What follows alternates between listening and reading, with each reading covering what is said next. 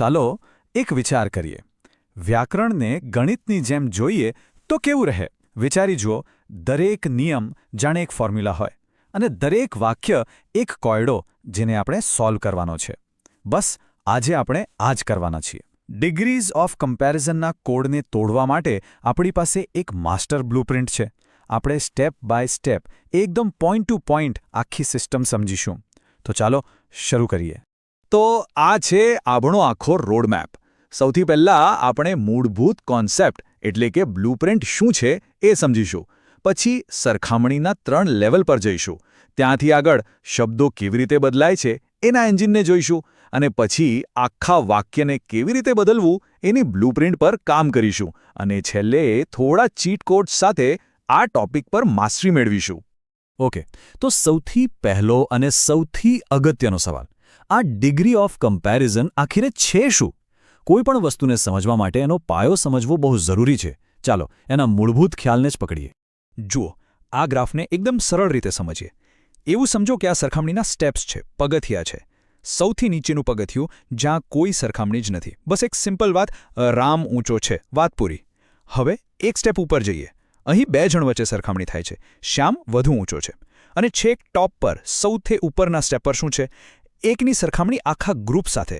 મોહન સૌથી ઊંચો છે. બસ આ જે તીવ્રતા વધી રહી છે ને એને જ કહેવાય ડિગ્રીઝ ઓફ કમ્પેરિઝન.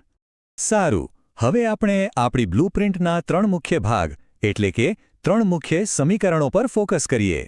આ 3 લેવલ જ આખા ટોપિકનો પાયો છે એમ કહી શકાય. સૌથી પહેલું લેવલ છે પોઝિટિવ ડિગ્રી. આ આપણો સ્ટાર્ટિંગ પોઈન્ટ છે. એની રચના બહુ જ સિમ્પલ છે. કર્તા, પછી ક્રિયાપદ અને વિશેષણ. અહીંયા કોઈની સાથે સરખામણી નથી થતી, ખાલી એક હકીકત રજૂ થાય છે.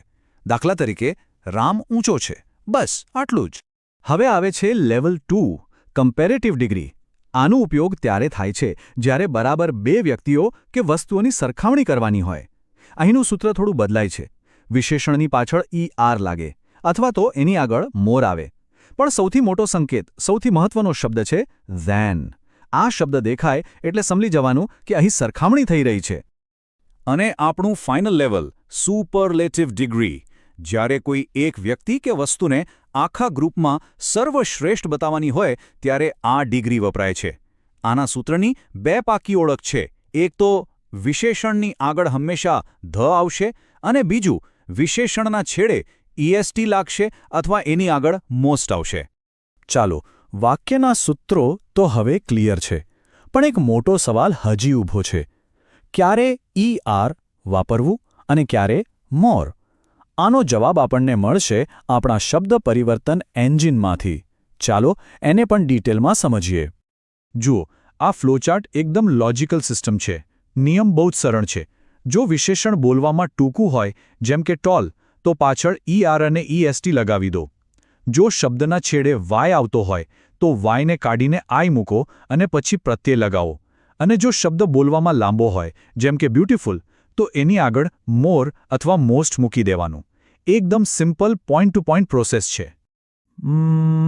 પણ એક સવાલ થાય, શું આ આપણું એન્જિન દરેક શબ્દ પર બરાબર કામ કરે છે? જેમ દરેક સિસ્ટમમાં અમુક અપવાદો હોય છે, એમ અહીં પણ કેટલાક એવા શબ્દો છે જે નિયમ પ્રમાણે નથી ચાલતા. આ રહ્યા આપણા નિયમ તોડનારાઓ. ગુડ અને બેડ જેવા શબ્દો આપણા એન્જિનના નિયમોને નથી માનતા. એમના પોતાના જ અલગ રૂપ છે. જેમ કે ગુડનું ગુડર નહીં પણ બેટર અને બેસ્ટ થાય છે. આ અપવાદોને ખાસ યાદ રાખવા પડે. તો હવે અત્યાર સુધી જે પણ શીખ્યા એ બધાને જોડીએ.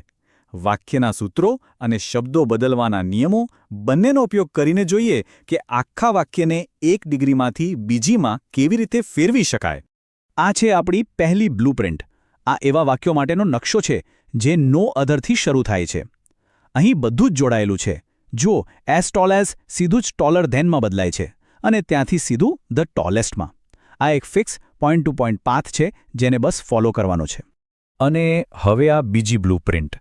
આ એવા વાક્યો માટે છે જ્યાં કોઈ એકને શ્રેષ્ઠમાંનો એક ગણાવવામાં આવે. અહીં પણ એક પેટર્ન છે. વેરી ફ્યુથી શરૂ થતું વાક્ય સીધું મોસ્ટ અધરવાળા કમ્પેરેટિવ વાક્ય સાથે જોડાય છે અને ત્યાંથી વન ઓફ ધ બિગેસ્ટવાળા સુપરલેટિવ વાક્ય સાથે. આ કનેક્શનને સમજવું બહુ જ જરૂરી છે. સરસ, તો હવે આપણે લગભગ બધું જ સમજી ગયા છીએ અને હવે વાત આવે છે માસ્ટરીની. ચાલો અમુક ફટાફટ કામ લાગે એવા ચીટ કોડ્સ જોઈએ અને પછી આપણે જે શીખ્યા એને ટેસ્ટ કરીએ. આ 4 ચીટ કોડ્સ મગજમાં ફિટ કરી લો. જો વાક્યમાં થાન દેખાય તો જવાબ કમ્પેરેટિવ હશે. જો ધ દેખાય તો સુપરલેટિવ. જો ફક્ત 2 વસ્તુઓ વચ્ચે વાત હોય તો કમ્પેરેટિવ અને જો 2થી વધુ હોય તો સુપરલેટિવ. બસ આટલું જ યાદ રાખવાનું છે. ચાલો તો આ લોજિકને ટેસ્ટ કરીએ.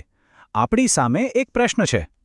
Mount Everest is the dash mountain in the world. વિચારો, ખાલી જગ્યામાં શું આવશે? હમણાં જે ચીટ કોડ્સ જોયા એના પરથી વિચારો. અને સાચો જવાબ છે સી, હાઈએસ્ટ. કેમ? કારણ એકદમ સ્પષ્ટ છે. વાક્યમાં આપણને કયો સંકેત મળ્યો? ધ શબ્દ.